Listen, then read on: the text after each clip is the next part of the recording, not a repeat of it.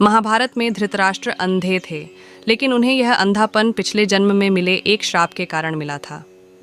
धृतराष्ट्र ने ही गांधारी के परिवार को मरवाया था। लेकिन क्यों मिला था उन्हें अंधे होने का श्राप, और क्यों मरवाया था उन्होंने अपनी पत्नी गांधारी के परिवार को? आइए जानते हैं धृतराष्ट्र से जुड़ी कुछ ऐसी ही खास बातें। भीम ने धृतराष्ट्र के प्रिय पुत्र दुर्योधन और दुशासन को बड़ी निर्दयता से मार डाला था। इस कारण धृतराष्ट्र भीम को भी मार डालना चाहते थे।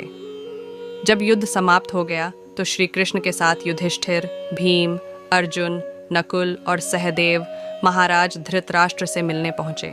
युधिष्ठिर ने धृतराष्ट्र को प्रणाम किया और सभी पांडवों ने अपने अपने नाम लिए प्रणाम किया। श्री कृष्ण महाराज के मन की बात पहले से ही समझ गए थे कि वे भीम का नाश करना चाहते हैं। धृतराष्ट्र ने भीम को गले लगाने की इच्छा जताई तो श्री कृष्ण ने तुरंत ही भीम के स्थान पर भीम की लोहे की मूर्ति आगे बढ़ा दी। धृतराष्ट्र बहुत शक्तिशाली थे। उन्होंने क्रोध में आकर लोहे से बनी भीम की मूर्ति को दोनों हाथों से दबोच लिया और मूर्ति को तोड़ डाला। मूर्ति तोड़ने की वजह से उनके मुंह से भी खून निकलने लगा और वे ज़मीन पर गिर गए। कुछ ही देर में उनका क्रोध शांत हुआ तो उन्हें लगा कि भीम मर गया है, तो वे रोने लगे। तब श्री कृष्ण ने महाराज से कहा कि भीम जीवित है, आपने जिसे तोड़ा है वह तो भीम के आकार की मूर्ति थी। इस प्रकार श्री कृष्ण ने भीम के प्राण बचा लिए। महाराज शांतनु और सत्यवती के दो पुत्र हुए, विचित्रवीर्य और चित्रांगद। चित्रांगद कम आयु में ही युद्ध में मारे गए। इसके बाद भीष्म ने विचित्रवीर्य का विवाह काशी की राजकुमारी अंबिका और अंबालिका से करवाया। विवाह के कुछ समय बाद ही विचित्रवीर्य की भी बीमारी के कारण मृत्यु हो गई। अंबिका और अंबालिका संतानहीन ही थीं, तो सत्यवती के सामने यह संकट उत्पन्न हो गया कि कौरव वंश आगे कैसे बढ़ेगा। वंश को आगे बढ़ाने के लिए सत्यवती ने महर्षि वेदव्यास से उपाय पूछा। तब वेदव्यास से अपनी दिव्य शक्तियों से अंबिका और अंबालिका से संतानें उत्पन्न की थीं। अंबिका ने महर्षि के भय के कारण आंखें बंद कर ली थीं, तो इसकी अंधी संतान के रूप में धृतराष्ट्र हुए। दूसरी राजकुमारी अंबालिका भी महर्षि से डर गई थी और उसका शरीर पीला पड़ गया था, तो इसकी संतान पांडु हुई। पांडु जन्म से ही कमज़ोर थे। दोनों राजकुमारियों के बाद एक दासी पर भी महर्षि वेदव्यास ने शक्तिपात किया था। उस दासी से संतान के रूप में महात्मा विदुर उत्पन्न हुए। धृतराष्ट्र अपने पिछले जन्म में एक बहुत दुष्ट राजा था। एक दिन उसने देखा कि नदी में एक हंस अपने बच्चों के साथ आराम से विचरण कर रहा है। उसने आदेश दिया कि उस हंस की आंख फोड़ दी जाए और उसके बच्चों को मार दिया जाए। इसी वजह से अगले जन्म में वह अंधा पैदा हुआ और उसके पुत्र भी उसी तरह मृत्यु को प्राप्त हुए जैसे उस हंस के। धृतराष्ट्र, पांडु और विदुर के पालन पोषण का भार भीष्म के ऊपर था। तीनों पुत्र बड़े हुए तो उन्हें विद्या अर्जित करने भेजा गया। धृतराष्ट्र बल विद्या में श्रेष्ठ हुए, पांडु धनुर्विद्या में और विदुर धर्म और नीति में पारंगत हो गए। तीनों पुत्र युवा हुए तो बड़े पुत्र धृतराष्ट्र को नहीं बल्कि पांडु को राजा बनाया गया, क्योंकि धृतराष्ट्र अंधे थे और विदुर दासी पुत्र थे। पांडु की मृत्यु के बाद धृतराष्ट्र को राजा बनाया गया।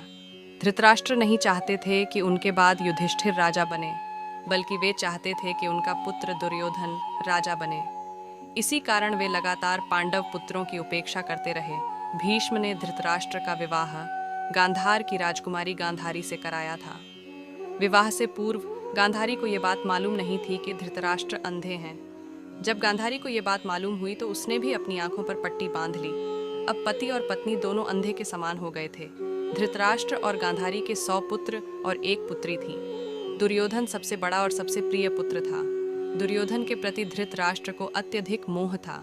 इसी मोह के कारण दुर्योधन के गलत कार्यों पर भी वे मौन रहे।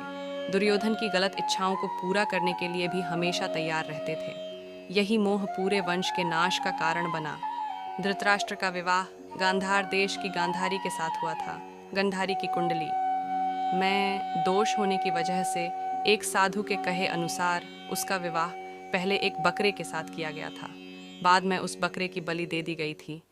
ये बात गांधारी के विवाह के समय छुपाई गई थी। जब धृतराष्ट्र को इस बात का पता चला तो उसने गांधार नरेश सुबाला और उसके 100 पुत्रों को कारावास में डाल दिया और काफ़ी यातनाएं दी।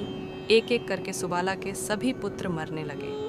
उन्हें खाने के लिए सिर्फ मुट्ठी भर चावल दिए जाते थे। सुबाला ने अपने सबसे छोटे बेटे शकुनी को प्रतिशोध के लिए तैयार किया। सब लोग अपने हिस्से के चावल शकुनी को देते थे ताकि वह जीवित रहकर कौरवों का नाश कर सके।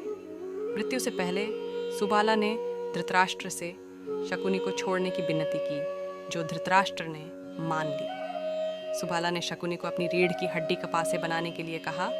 वही पासे कौरव वंश के नाश का कारण बने शकुनी ने हस्तिनापुर में सबका विश्वास जीता और 100 कौरवों का अभिभावक बना। उसने न केवल दुर्योधन को युधिष्ठिर के खिलाफ भड़काया, बल्कि महाभारत के युद्ध का आधार भी बनाया। युद्ध के बाद धृतराष्ट्र और गांधारी पांडवों के साथ एक ही महल रहने लगे थे। भीम अक्सर धृतराष्ट्र से ऐसी बातें करते थे जो कि उन्हें पसंद नहीं थीं। भीम के ऐसे व्यवहार से धृतराष्ट्र बहुत दुखी रहने लगे थे। वे धीरे धीरे 2 दिन या 4 दिन में एक बार भोजन करने लगे। इस प्रकार 15 वर्ष निकल गए। फिर एक दिन धृतराष्ट्र के मन में वैराग्य का भाव जाग गया और वे गांधारी के साथ वन में चले गए।